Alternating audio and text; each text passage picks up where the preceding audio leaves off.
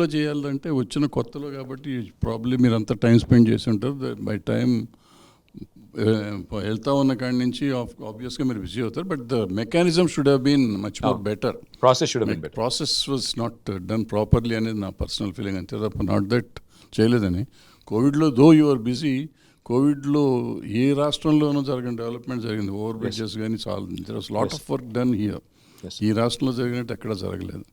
So that should be appreciated. At the same time ఉండే కష్టాలు అనుకోండి. ఇకపోతే మా సినిమాల దగ్గరకు వచ్చేటప్పటికి మీరు 2-3 మీటింగులు పెట్టారు, నేను కూడా అటెండ్ చేశాను. ఆ తర్వాత ఎందుకో అసలు ఆ సినిమా ఇండస్ట్రీని గురించి సీఎం గారు కూడా 1-2 సార్లు చెప్పారు. అందరం మాట్లాడదామన్నారు, చేస్తామన్నారు. రాచకొండ అన్నారు, అది లేదు. అండ్ సినిమాటోగ్రఫీ మినిస్టర్ 10 years కంటిన్యూస్గా ఒకటే స్టేట్మెంట్ ఇచ్చారు. ఇప్పటి నుంచి ఏదో నంది అవార్డ్స్ ఏదో చేస్తాము, లేకపోతే ఇంకేదో చేస్తామని same statement was given for all the 10 years. Nothing was done. ఎందుకు అలా జరిగింది?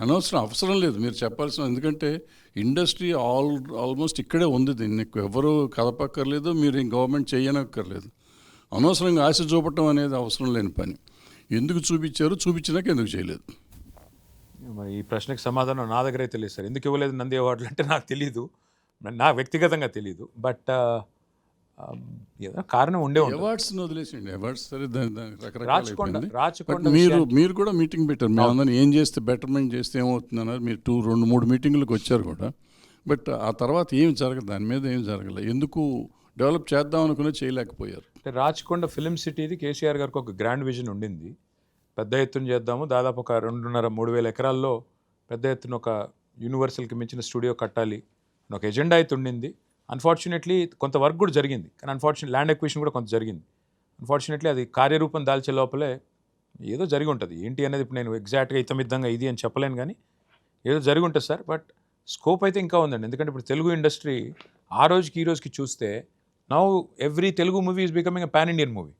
ఇప్పుడు మన తెలుగు స్టార్స్ అందరూ పాన్ ఇండియా స్టార్స్ అయిపోయారు. కాబట్టి ఇప్పుడు స్కేల్ పెరిగింది, పరిధి పెరిగింది, షూటింగ్లన్నీ ఇక్కడే అవుతున్నాయి. కాబట్టి ఇంకా తెలుగు ఓన్లీ సినిమానే కాదు, తెలుగు టీవీ, తెలుగులో ఇంకా ప్రొడ్యూస్ అవుతున్న ఇతర కాంటెంట్ కూడా కావాల్సినంత స్కోప్ ఉంది. మరి ఈ ప్రభుత్వం కనుక చేయకపోతే మళ్ళీ 2 ఏళ్ళలో వచ్చేస్తాం సార్, అప్పుడు చేద్దాం. ఇప్పుడు ఏం చేస్తాం? మరి కేటీఆర్ గారు, భరద్వాజ్ గారి కంటిన్యూషన్ చిన్న విషయాలను మీరు కొంచెం ఓవర్లుక్ చేసిన సందర్భాలు నాకైతే కొన్ని అనిపించాయి. ఎందుకంటే ఒకటి నంది అవార్డ్స్ కానీ చాలా చిన్న విషయం, మీరు ప్రతి ఇయర్ ఇవ్వచ్చు, పెద్ద దానికి ఖర్చు అయ్యేది కాదు, అది ఆర్థిక భారం కాదు, ప్రభుత్వం మీద ఇవ్వలేదు. అదే సమయంలో సెక్రటేరియట్లో తెలంగాణ తల్లి కోసం ఒక ప్రత్యేకంగా ఒక స్థలాన్ని కూడా పెట్టి తెలంగాణ తల్లి విగ్రహాన్ని అక్కడ పెట్టలేకపోయారు మీరు. దాంతో ఆ విగ్రహం రూపురేఖలే మారే, అది ఒక పెద్ద వివాదంగా మారే పరిస్థితి ఒక రకంగా లిటరల్గా మీరు కల్పించినట్టే. అది పెట్టాల్సింది యాక్చువల్గా. అలాంటి కొన్ని చిన్న వాటికి ఏం చెప్తారు, ఎందుకు జరిగాయి? మనుషులం కదా, పొరపాట్లు చేస్తుంటాం, జరిగినాయి, కాదట్లేదు. నేను జరిగినాయి. నంది అవార్డ్స్ మార్చేసి దాని కమిటీ చేశారు, సింహ అవార్డ్స్ అన్నారు, దాని బొమ్మ తయారు చేశారు. బట్ అనౌన్స్మెంట్ కాలేదు, తర్వాత నడవలేదు. కరెక్ట్. అఫ్ కోర్స్ అది చిన్న విషయం అనుకోండి, బట్ ఇండస్ట్రీకి ఏదో చేద్దాం అనుకున్నది.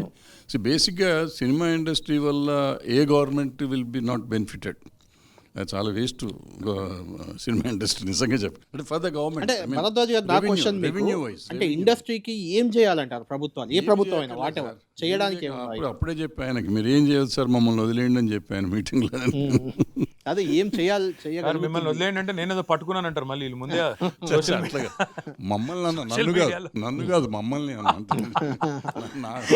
నాకు జనరల్ గా ప్రభుత్వం నుంచి సినిమా ఇండస్ట్రీ ఏం ఎక్స్పెక్ట్ చేస్తుంది అని, ఏం ఎక్స్పెక్ట్ చేస్తుంది, ఏం చేయాలి? కేటీఆర్ గారు చెప్పినట్టు ఇండస్ట్రీ ఇక్కడ సెటిల్ అయిపోయింది సార్. అవును. ఇవాళ 2014కి ఇవాళకి చాలా డిఫరెన్స్ వచ్చింది. ఆఫ్టర్ బాహుబలి 2017 తర్వాత it has become an pan India national అను. మనకు అప్పుడు 5 కోట్లు మనకి తీసుకుంటే హీరో బాంబేలో 30-40 కోట్లు తీసుకున్నారు. ఇవాళ మనం 200 కోట్లు తీసుకున్న వాళ్ళు 30 కోట్లలో ఉన్నారు ఇంకా. సో మనం ఎంత పెరిగామో చూడండి.